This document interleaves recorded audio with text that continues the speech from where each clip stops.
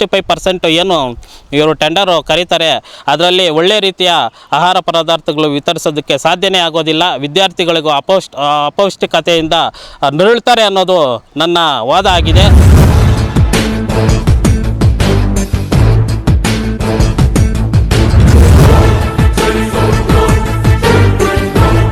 ತನಿಖೆ ಮಾಡಿ ಈ ಶ್ರೇಯಸ್ ಟ್ರೇಡರ್ಸ್ ಎಂಬ ಸಂಸ್ಥೆ ಎಲ್ಲೆಲ್ಲಿ ಟೆಂಡರ್ಗಳು ಕರೆದಿದೆ ಅದ್ರ ಬಗ್ಗೆ ದಯವಿಟ್ಟು ತನಿಖೆ ಮಾಡಿ. ಅದು 750 ರೂಪಾಯಿ ಇರ್ತಕ್ಕಂಥ ನಂದಿನಿ ತುಪ್ಪ ಕೇವಲ 280 ರೂಪಾಯಿಗೆ ಹೇಗೆ ಕೊಡಲು ಸಾಧ್ಯ? ಇವರು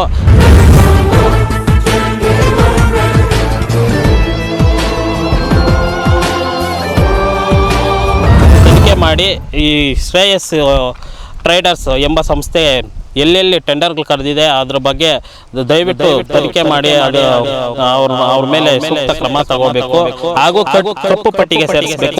ದಯವಿಟ್ಟು ತನಿಖೆ ಮಾಡಿ. ಅದು ಅವ್ರ ಮೇಲೆ ಸೂಕ್ತ ಕ್ರಮ ತಗೋಬೇಕು ಹಾಗೂ ಕಪ್ಪು ಪಟ್ಟಿಗೆ ಸೇರಿಸಬೇಕು. ದಯವಿಟ್ಟು ತನಿಖೆ ಮಾಡಿ. ಅದು ಅವ್ರ ಮೇಲೆ ಸೂಕ್ತ ಕ್ರಮ ತಗೋಬೇಕು ಹಾಗೂ ಕಪ್ಪು ಪಟ್ಟಿಗೆ ಸೇರಿಸಬೇಕು. ನನ್ನ ಹೆಸರು ನಕ್ನಳ್ಳಿ ವೆಂಕಟೇಶ್ ಅಂತ, ಸಾಮಾಜಿಕ ಕಾರ್ಯಕರ್ತ.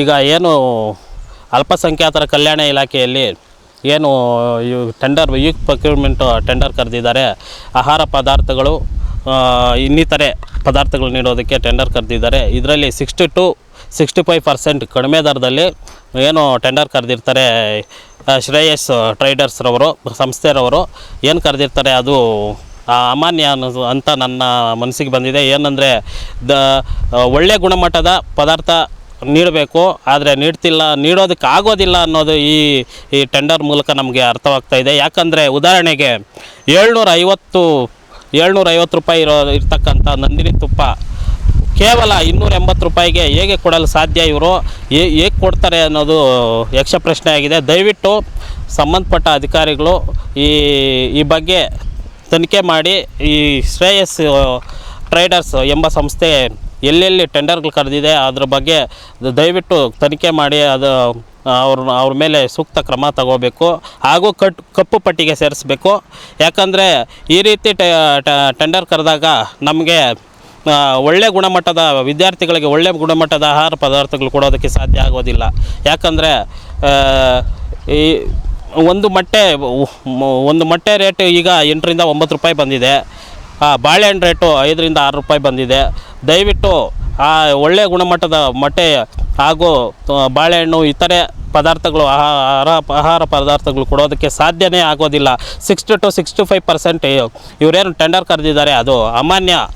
ಆದ್ದರಿಂದ ಇದೇನು ಟೆಂಡರ್ ಕರೆದಿದ್ದ ಟೆಂಡರನ್ನು ರದ್ದುಗೊಳಿಸಬೇಕಾಗಿ ಸಂಬಂಧಪಟ್ಟ ಅಧಿಕಾರಿಗಳಿಗೆ ನಾನು ಮನವಿ ಮಾಡ್ತೀನಿ.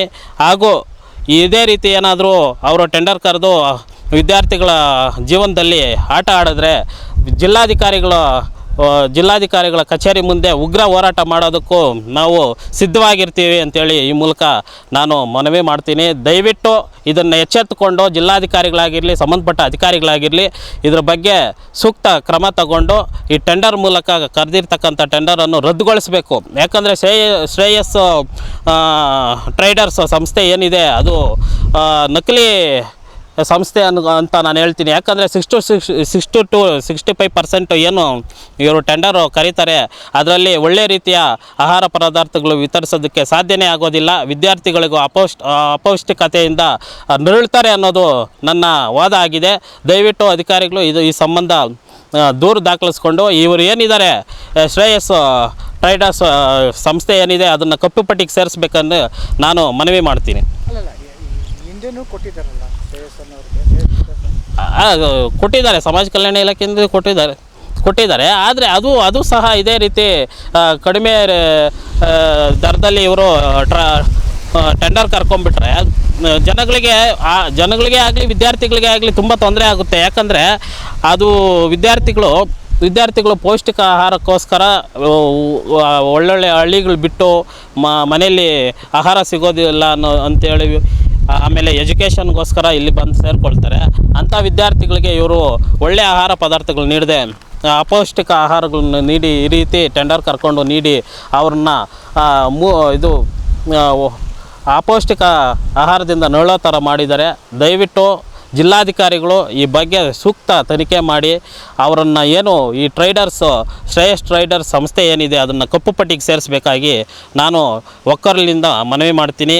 ಇಲ್ಲವಾದಲ್ಲಿ ದಯವಿಟ್ಟು ಹೇಳ್ತಾ ಇದ್ದೀನಿ, ಜಿಲ್ಲಾಧಿಕಾರಿಗಳೇ ದಯವಿಟ್ಟು ಇವರನ್ನು ಕಪ್ಪು ಪಟ್ಟಿಗೆ ಸೇರಿಸಿ. ಇಲ್ಲವಾದಲ್ಲಿ ನಾನು ದಯವಿಟ್ಟು ಈ ಜಿಲ್ಲಾಧಿಕಾರಿಗಳ ಕಚೇರಿ ಮುಂದೆಯೇ ಬೃಹತ್ ಮಟ್ಟದ ಹೋರಾಟ ಮಾಡೋದಕ್ಕೆ ನಾನು ಸಿದ್ಧನಾಗಿದ್ದೇನೆ.